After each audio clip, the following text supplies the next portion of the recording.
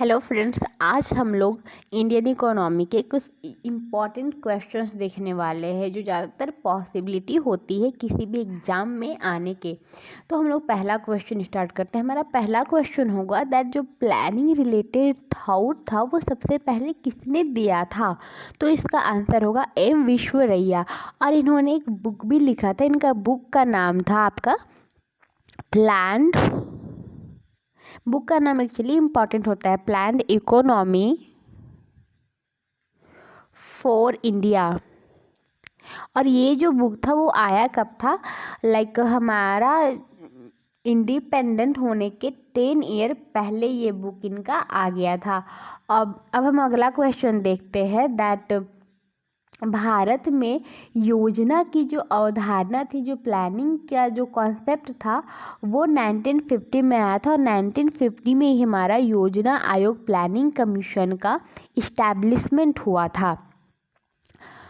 और जो 5 year plan का जो रूपरेखा जो ड्राफ्ट है, इसका अनुमोदन कौन करता है, तो वो करता है एनडीसी। एनडीसी का फुल फॉर्म होता है हमारा नेशनल डेवलपमेंट काउंसिल। अब हम लोग अगला क्वेश्चन देख लेते हैं दैट जो बुक है प्लानिंग एंड द पुअर, इसे लिखा किसने था। मैं बुक का नाम इम्पॉर्टेंट होता है, मैं लिख देती हूँ प्लानिंग एंड द पुअर। इस बुक को लिखा किसने था, तो बीएस मिन्हास। बीएस मिन्हास ने इस बुक को लिखा था। अब हम लोग अपना अगला क्वेश्चन देखते हैं दैट 1944 में जो गांधीवाद योजना किसने लाया था, किसने प्रतिपादित किया था। तो पहली बात तो 1944 में हमारा गांधीवाद योजना आया था। और ये लेकर कौन आया था, तो श्रीमन नारायण अग्रवाल। और इन्हीं का दूसरा नाम है श्रीमन नारायण। तो ये हो गया। अब हम लोग अपना अगला क्वेश्चन देखते हैं। अगला क्वेश्चन है जन योजना का प्रारूप किसने तैयार किया था। जन योजना का प्रारूप किसने तैयार किया तो एमएन रॉय ने इसका प्रारूप तैयार किया था। जो सर्वोदय योजना है ये कौन लेकर आया था। सर्वोदय योजना हमारा कौन लेकर आया था, तो ये जयप्रकाश नारायण लेकर आए थे। नियोजन एवं विकास विभाग का कार्यकारी सदस्य किसे नियुक्त किया गया था 1944 में, तो आदेश श्री दलाल को नियोजन एवं विकास विभाग का कार्यकारी सदस्य नियुक्त किया गया था। मेरे ख्याल से तो इम्पॉर्टेंट क्वेश्चन नहीं है। अब हम लोग इम्पॉर्टेंट देखते हैं that ruling plan for development country, ये कौन लेकर आया था, तो इसका आंसर होगा गुनहर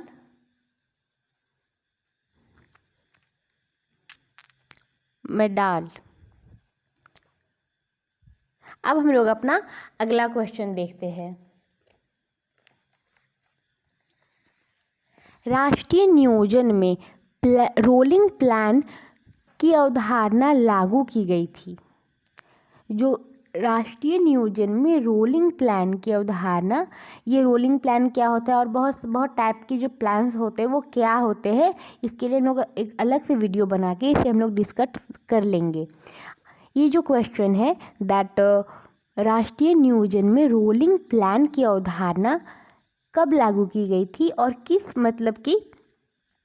पार्टी की सरकार ने इसे लागू करा था, तो इसका आंसर होगा जो रोलिंग प्लान की अवधारणा थी वो हमारी जनता पार्टी ने 1978 से 1983 में लाया था।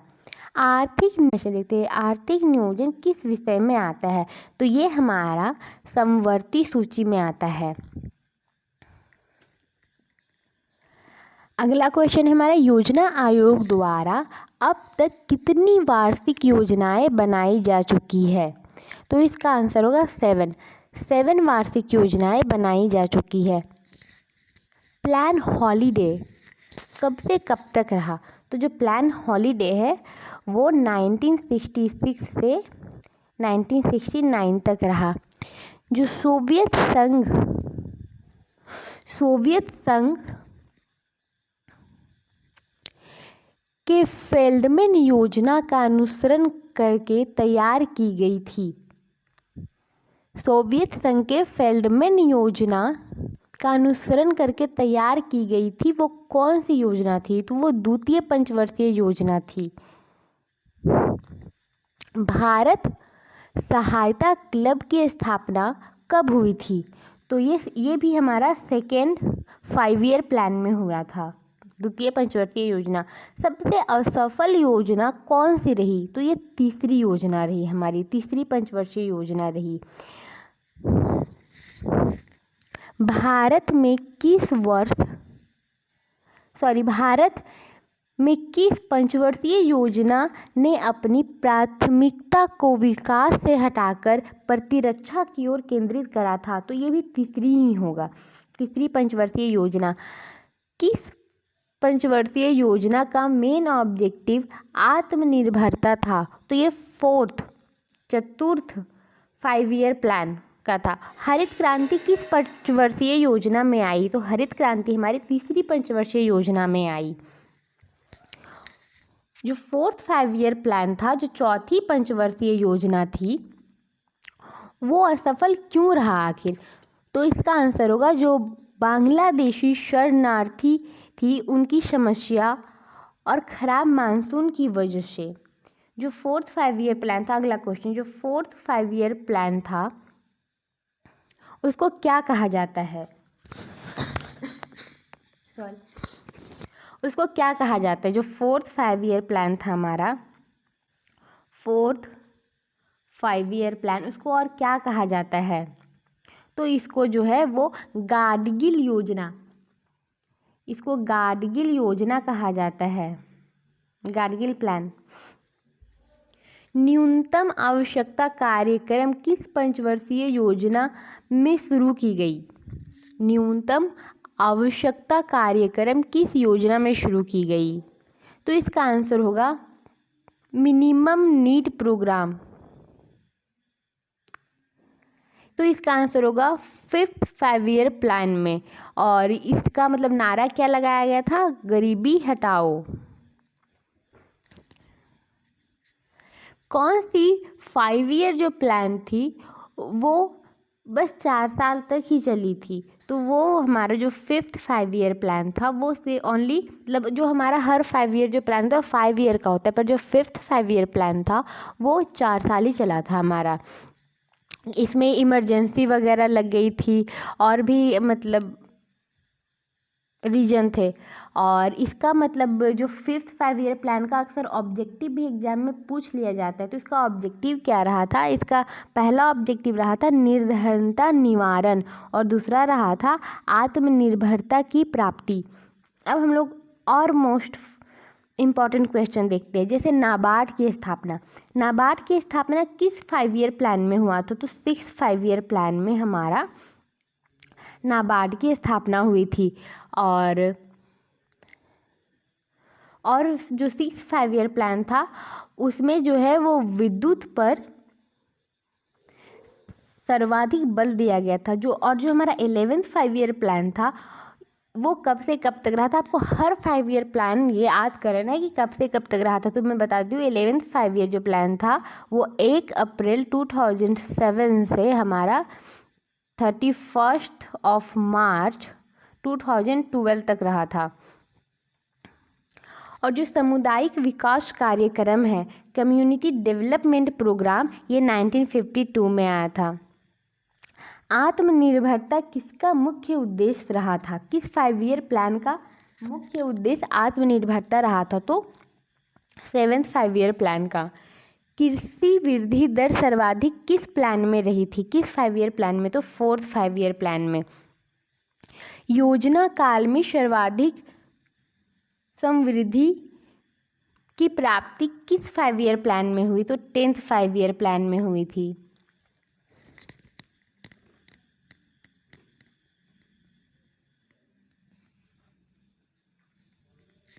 अर्थव्यवस्था अर्थव्यवस्था के विकास के लिए सर्वप्रथम केंद्रीकृत नियोजन सर्वप्रथम कहाँ स्थापित किया गया था? तो पूर्व सोवियत संघ में इसका आंसर हो जाएगा। भारत में योजना अवधि में कितनी बार योजना अवकाश आया? तो 3 बार। कब कब आया? एक हमारा जो पहला था वो 1966 से 69 तक रहा। जो दूसरा आया वो 1979 से 80 तक रहा। और जो तीसरा था वो 1990 से 1992 तक रहा। कृषि उत्पादन की दृष्टि से सर्वाधिक सफल माना जाता है 1960 का दशक, क्योंकि इसी में हमारा हरित क्रांति भी आया था।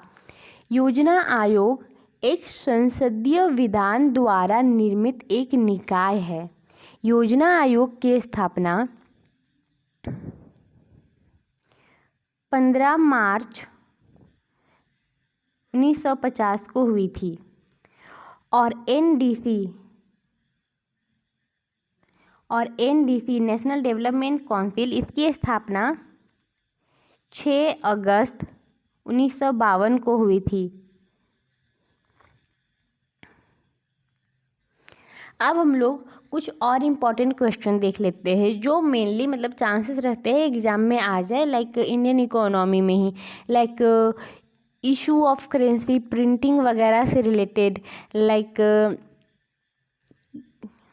जैसे India security press, security printing press, currency note press, bank note press, ये सब।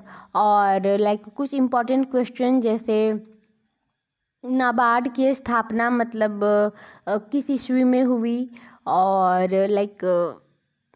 नाबार्ड की स्थापना जब हुई थी तो ऑल दो थिंग रिलेटेड, तो हम लोग अभी ये सब डिस्कस कर लेते हैं। नहीं तो ये सब हम लोग अगली वीडियो में डिस्कस करेंगे। और जो भी मैंने क्वेश्चन कहा हो सकता है थोड़ा समझने में प्रॉब्लम हो और मैंने अच्छे से लिखा भी नहीं, तो यही चाहूँगी आप लोग कोऑपरेट करें, क्योंकि मेरे पास वैसा फैसिलिटीज़ नहीं है। मैं आगे अच्छा करने का और कोशिश करूँगी, तो सपोर्ट मी।